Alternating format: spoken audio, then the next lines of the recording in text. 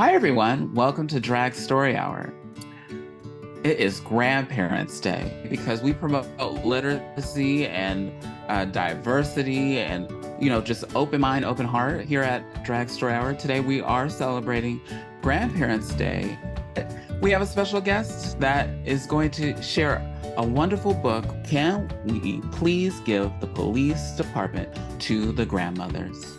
Thank you for joining us. Yeah, let's get into the group. And speaking of the gigs, look, there's songs in here. And we'll get into one of my first questions later. Let's go. Can we please give the police department to the grandmothers? Give them the salaries and the pensions and the city vehicles, but make them a fleet vintage Corvettes, Jaguars, and Cadillacs. With white leather interiors, convertibles digging the scene with the gangsta lean. Let the grandma's squad cars be bad. Ooh, it's a family show. My daughter, who's 9, is always like, oh, girl. You would hear the old school jams like Patti LaBelle, Stevie Wonder, Anita Baker, and Al Green. You would hear Sweet Honey in the Rock harmonizing on We Who Believe in Freedom Cannot Rest, bumping out the speakers. And they got the booming systems. Yes. If you up to mischief, they will pick you up swiftly in their sweet rides and look at you until you catch shame. As a grandparent, I know what that looks like. Or at least I don't know what it looks like, but I give it. She will ask you if you are hungry. And if you say yes, and of course you are, on the dashboard, you will see brown faces like yours, shea buttered and loved up. And there will be no precincts. Just love temples with spaces to meditate and eat delicious food. Mangoes, blackberries, nectarines, cornbread, peas and rice, fried plantain, fufu yams, greens, okra, pecan pie, salad, and lemonade. Things that make your mouth water and soul arise. Yes. All the hungry bellies will know warmth. All the children will expect love. The grandmothers will help you with homework, practice yoga with you, and teach you how to make jambalaya and coconut cake from scratch. When you're sleepy, a grandma will hum and rub your back while you drift off. A song that she used to have the record of when she was your age. She remembers how it felt to be you and be young and not know the world that good. Grandma is a sacred child herself, one who's just circled the sun enough times to enter into the ripeness of her cronehood. She wants your life to be sweeter. Amen, amen. When you're wilding out because your heart is broke and you don't have what you need, a grandma will take your hand and lead you to her gardens. You will lie down amongst the flowers, her grasses, her roses, her dalilahs, her irises, her lilies, her collards, her kale, her eggplants, blackberries. She wants you to know that you are safe and protected, limitless, sacred, sensual, divine, and free. The grandmas are the original warriors, wild since birth, comfortable and loving fiercely. They have fought so that you don't have to, not in the same ways, at least. This is why. So, give the police department to the grandmas. They are fearless, classy, and actualized. Blossomed from love. They wear what they want and say what they please. Believe that. There won't be noise citations when the grandmas ride through the streets, blasting Erica Badu, Nina Simone, Marvin Gaye, Alice Coltrane, Jimi Hendrix, KRS-One, all that good music. The kids gonna hula hoop to it and sell them lemonade made from heirloom pink lemons and maple syrup. The cars will be solar powered with no carbon footprints. The grandmas designed the technology themselves. Okay, Grandma. Listen, these grandmas, I'm gonna tell you. At night, the grandmas will park the cars in a circle so they all can sit in them with the tops down. You'll look at the stars, you'll talk about astrological signs and what to plant tomorrow based on the moon's mood. They will help you memorize Audre Lorde, James Baldwin quotes. Let's talk about it. A grandma will always look you in the eye and acknowledge the light in you with no hesitation. She loves you fiercely forever. The grandmothers see the pain in our bravado, the confusion in our anger, the depth behind our coldness. Grandma knows what oppression has done to our souls and is gonna change it one temple at a time. The grandmothers have no fear. Have no fear. This book is so divine. So, my first big question is not your inspiration yet, just yet. Was I saw all these songs in here. I wanted to know, do you have a playlist available where I can listen to these songs all together? Absolutely. I'll send it in the email on Spotify, actually. Grandma's playlist. That's what I call it. Okay, yes. We're gonna have to include that in the show notes so that people can listen to these songs as they're reading, the book. So they know the feeling of what we're talking about Ain't as we're reading nobody. through. Yes, yes. You wake up on Sunday morning and you would hear some of these songs, and then you hear the vacuum, or you hear a mop, or you smell cleaning supplies. If you know, you know. That You was know, you usually know. that that usually meant that your mother or your grandmother was up cleaning and cooking breakfast. What inspired this book? Honestly, so many elders that I've been blessed to know in my life, both in my family, and I was an educator and youth worker for a lot of years and an activist. And I feel like I've met so many elders, grandmothers, specifically, I use the term grandmas. Initially, this was a poem that I didn't know one day would be a children's book. And by the time it became a children's book, I got very protective of wanting to acknowledge the labor that Black femmes and grandma elders have given, but also acknowledge Mhm. that, similar to how like people can often feel like Black women are gonna save the day, no matter how crazy we let shit get. They gonna come and Harriet Tubman us out of it. So in the book, when I was working with the illustrator, I conveyed like I think anybody can be a grandma. Anybody could acknowledge this kind of care that comes from the ways that our society has actually left a lot of gaps of care and a lot of disenfranchisement, a lot of impoverishment. Yes. And it's the grandma and the elders who are like, hey, I'll watch the child, you can come stay at my house while you get on your feet. Here's Yeah. extra food. And particularly with this poem, it was right after Michael Brown was murdered, and Mm. the murderer, the police officer whose name I don't remember right now, essentially his testimony was like, Michael Brown was so big and terrifying. I was like, he had Hulk-like strength.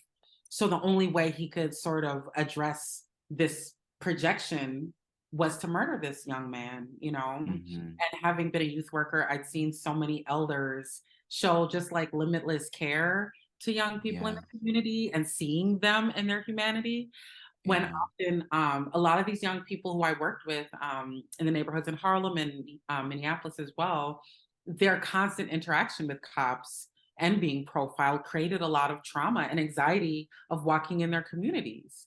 Right. And then you have these elders who are loving and will hold Hmm. these kids accountable, like, go pick up that trash and bring it around here, or there's a barbecue happening. Make sure you tell your mom, like these kind of people who hold space and community so effortlessly. So in writing this poem, I definitely was inspired by these folks who hold authority, and not through overpowering, but through like love, Love and and, support. sense of their selves. So Where does this all start for you? yeah, I feel like from a young age I've always written and I've always loved poetry and definitely like Maya Angelou and Nikki Giovanni and Mm. kind of like all of these Black femme poets that were big in the 80s and 90s. And actually, this book's birthday, its published birthday, is Maya Angelou's birthday and Oh, the wow. 5th anniversary of Dr. MLK Jr.'s assassination, April 4th. Oh, whoa. Aries baby. So I feel like just those intersecting kind of, auspicious components of Mm. whatever. So me for like poetry has always been a salve and a balm for me. It's always been a way that yeah, like I just love language. So, like as a kid, teen, definitely wrote a lot of emo poems and Mhm. um yeah, I've always like done like I think writing and poetry are always like the foundation of my work, even as a theater artist and puppeteer and all the Oh, other puppeteer. Oh, yeah, yeah. that's another discussion for another day. I know. There's so many nerdy things I do. You wrote this poem in 2015. Tell us how you went from 2015 to now. Well, what would happen is at any time a Black person would be murdered by police or like, kind of white vigilante, my community would like share the poem on social media. Like it would just go all over. And I'm based in Minneapolis and actually lived Mhm. in the neighborhood that George Floyd was murdered in. Like I live 5 Oh, blocks wow. where it happened and I grew up in that neighborhood. And that Uh-huh. neighborhood is definitely one in transition of gentrification, had traditionally been a Black community and is now transitioning to people with more wealth and more access. And that's been happening for a while. So, anyways, one day I woke up and this thing happened 5 blocks from my house. And I had approached and been interested in making this a kid's book, before. But it was George Floyd's murder and being in community with a lot of activists and organizers and people who were doing stuff around police defunding and rethinking policing. They really were using my poem like, yo, like Mhm. let's talk about this. Like, what does it look like to create new sources of care and love and witnessing, and utilizing this concept, this like kind of futuristic or sort of hopeful vision of what defunding the police would be. Because I think whenever people think of defunding the police, they think like, oh, it's going to be mayhem and everything is going to be awful. But a lot of what has happened over the last generations, especially as I've been touring this book, is I'm learning that that we have defunded everything else in community and been funding the police in extreme amounts increasingly Mm. years. So we defund the community centers, we defund, the like programs for after school, we defund the programs within schools for arts and skills and whatnot. And then we give more money to police when, we see the sort of outcome of that. I'm really happy with it. Kristen Uroda, who's a brilliant illustrator, really figured out a way to capture Okay, Kristen. Kristen. Yeah, Kristen's that good. So yeah, I really love like every time I would see sketches, I would be very emotional. Yeah. Beautiful. Do you have any uh people that you lean on that are like the folks in this book? Definitely my mother, Ingrid Richards, who's Trinidadian wild woman and totally like just such a badass. Like I think when as women age, as femmes age, there's this idea like start to devalue. I mean, we devalue, femmes in general in our society, but certainly as they become elders. And I Mm. think like I've always had all these, elder femmes where I'm like, oh wow, she just get more wilder and badder the older she gets. And I think my mom, my Mhm. aunt Brenda, Alexis Dufault, who's like a mentor of mine, Black queer writer, Shannon Bridgeforth, Lori Carlos. I also acknowledge in my acknowledgements Bill Cotman, who is an ancestor now, but was super instrumental in my career and local photographer, Beverly Cotman, who was his wife, another tremendous artist and caregiver, and just people who are like in community fluidly loving, really being these healed Mhm. presence. Because a lot of us sometimes do get to elder age and we don't have the sense of care that we deserve to even show up. Like I think a lot of our elders also need to be Right. stood up for and given resources. Right. Tahiti Robinson, but these are like elder poets who are Black women, grandmothers. Yeah. I even think about voguing and house culture, where Hmm. so many of that is like, queer femmes, of all genders who are like, I am the mother. I have to take care of the community, Hmm. the chosen family. So I think Yes, yes, yes, acknowledging yes. and seeing all of the ways that people have showed up in society without resources to love up on each other and to protect and care. Hmm. So What do you say to those that don't have the grandmother in sight? I say in sight because sometimes we don't realize that these people are taking care of us until like maybe after they don't take care of us anymore, or situations present themselves. But what do you say to those people that don't know that they have these folks in their life? yeah, I think like I acknowledge that not everybody has a positive experience with their grandmas. Some grandmas is racist. Some grandmas got like their own issues and stuff. So like not forcing this like romanticized idea of grandmas onto Hmm. elders in their life. But I do think, and this is something that I think the queer community does well, like find the chosen grandmothers or the chosen family, the chosen elders that really show up and give you life. You know, Hmm. I Give me think life. Yeah. yeah, I know. I was thinking like give life, like give life. Like the fact that we say that in queer community, like, oh, that's giving me life, like Yes. so powerful and real.